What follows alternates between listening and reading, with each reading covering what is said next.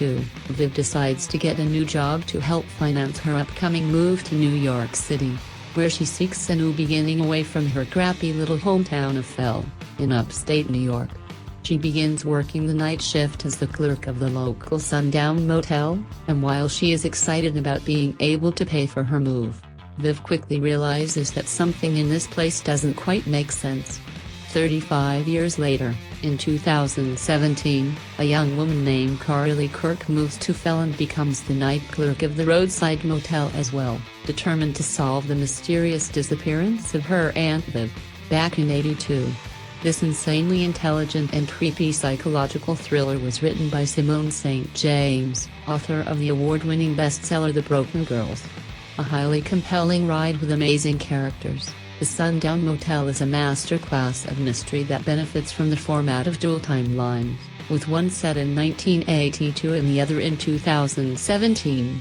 St. James brings us a brilliant mix between murder mystery and supernatural horror, all wrapped up in a book that will leave you on the edge of your seat from start to finish. Number 9. Inspired by the famous Reddit creepypasta, Pen Pal is a quite complicated novel to describe.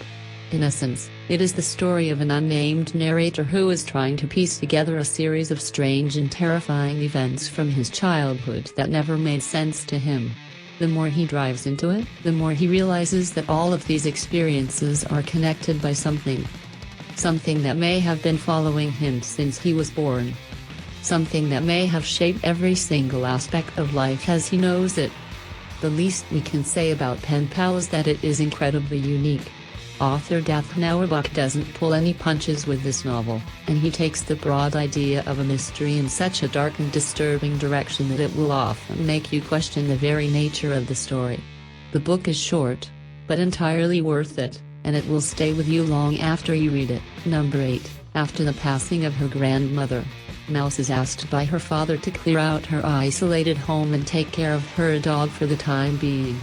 Always willing to help, Mouse accepts. While the task reveals itself to be challenging at first, it turns out her grandma was a hoarder. Things truly take a dark turn when she finds her step-grandfather's secret journal, which seems to detail the antics and whereabouts of a mysterious colony of terrifying beings located in the woods around the house. As she investigates to figure out what exactly the journal is about, Mouse begins to uncover the petrifying secrets of her grandmother's house. Written by T. Kingfisher, also known as Ursula Vernon, The Twisted Ones is a creepy and anxiety-inducing book with an amazing protagonist and narrator at the center. Despite the horrifying events taking place throughout the story, the book is also full of Vernon's signature sense of humor, which offers a great sense of balance that is necessary for the realism of the narrative. The Twisted Ones is a must-read. Don't miss it. Number 7.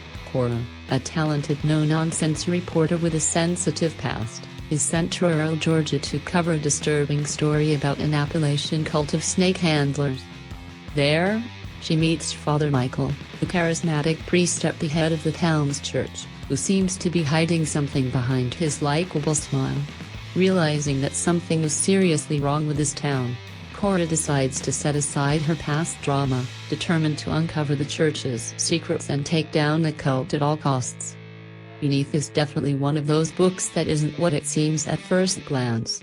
The unpredictable nature of the story is definitely a signature of its author, Christy DeMeester, who is originally known for her incredible short horror stories that flip themselves upside down with mind-bending twists. This debut novel is as dark and distressing as one could expect, if not more, and the brutal shift in the story will make you unable to put it down. Number 6. Summer, Fireworks and My Corpse, released in September 2010, is a compilation of 3 separate horror stories, including a 200-page short novel, written by legendary Japanese author Atsuichi. The first story, after which the book is titled, is about the murder of a 9-year-old girl named Satsuki, and the subsequent cover-up of her murder by the boy and the girl she trusted and believed to be her friends. In Atsuichi's signature creepiness, the story is narrated by the deceased Satsuki. After her death.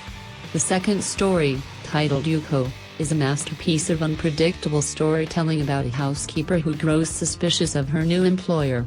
a kind but strange old man who forbids her from going in a specific room of the house, claiming that his sick wife is resting in it. The more time passes, the more she begins to question if this wife actually exists. The third, and longest, story, titled Black Fairy Tale, is a particularly somber and unsettling mystery about a teenage girl who loses an eye in an accident and receives a transplant to have it replaced. Immediately after, she starts to see strange things that obviously aren't really there, and she realizes that she can somehow experience the memories of her new eye's original, and very dead, owner.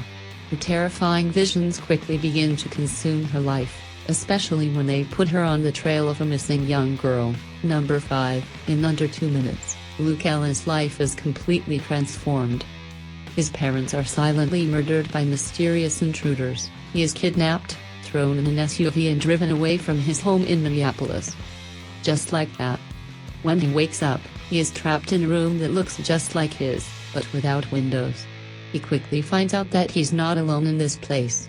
There are other kids, who are just like him, special.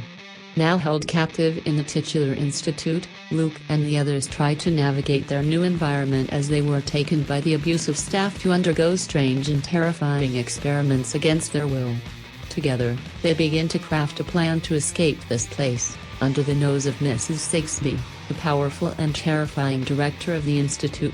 Most people view Stephen King as a classic horror writer, which he is, and, as a result of that status of legend, most people don't seem to be aware that he is still releasing books to this day. And they were just as good as his classics. Case in point, The Institute.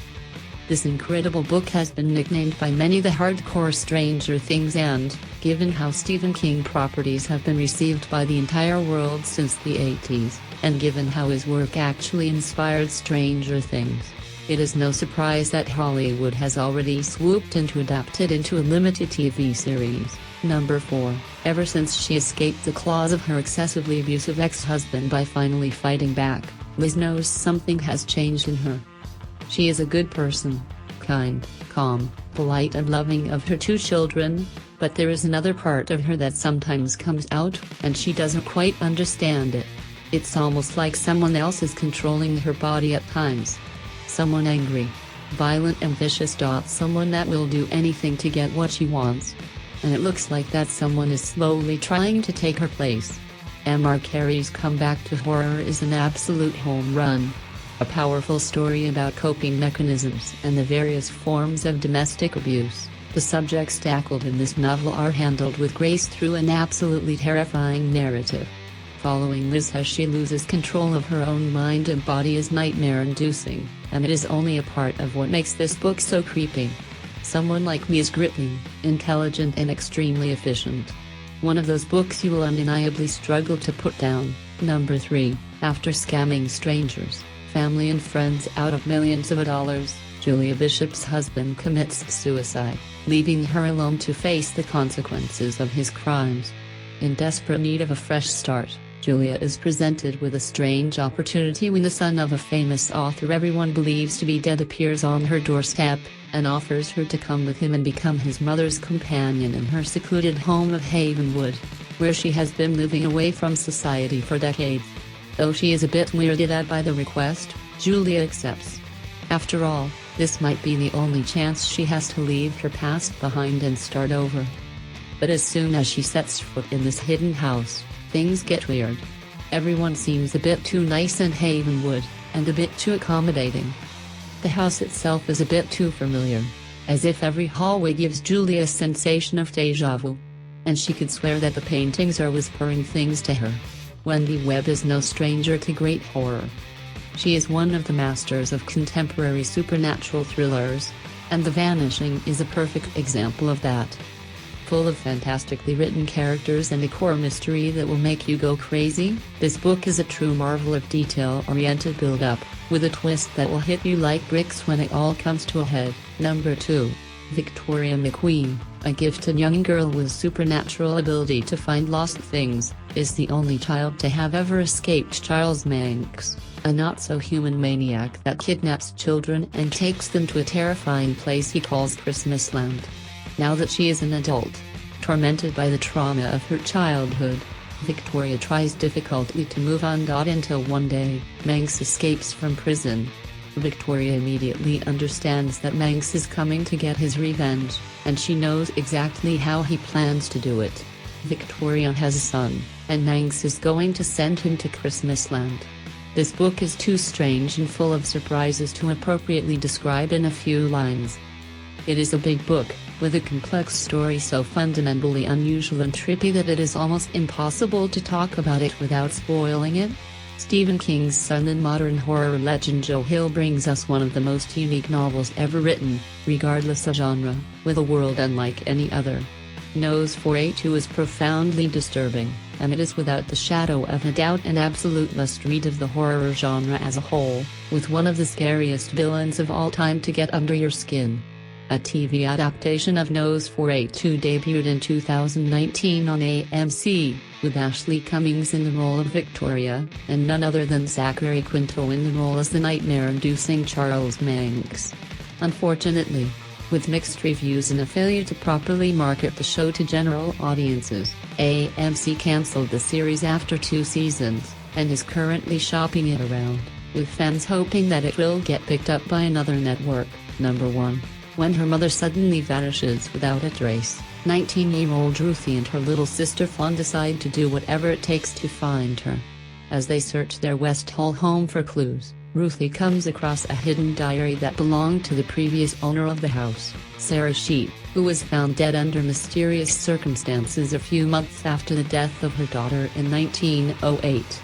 Before she knows it, Ruthie finds herself at the center of a dark mystery that surrounds her mother, her house and their town. It seems like unexplained disappearances are not rare in West Hall, and it looks like Ruthie's mother has been hiding some secrets that could explain why history repeats itself in this house. At the same time, a woman named Catherine arrives in town, looking for answers regarding the death of her husband, who secretly came to West Hall before dying in a car accident. New York Times best-selling author Jennifer McMahon delivers her best novel yet with The Winter People. A gripping, thought-provoking page-turner with a dark and eerie winter atmosphere like we've never quite seen before.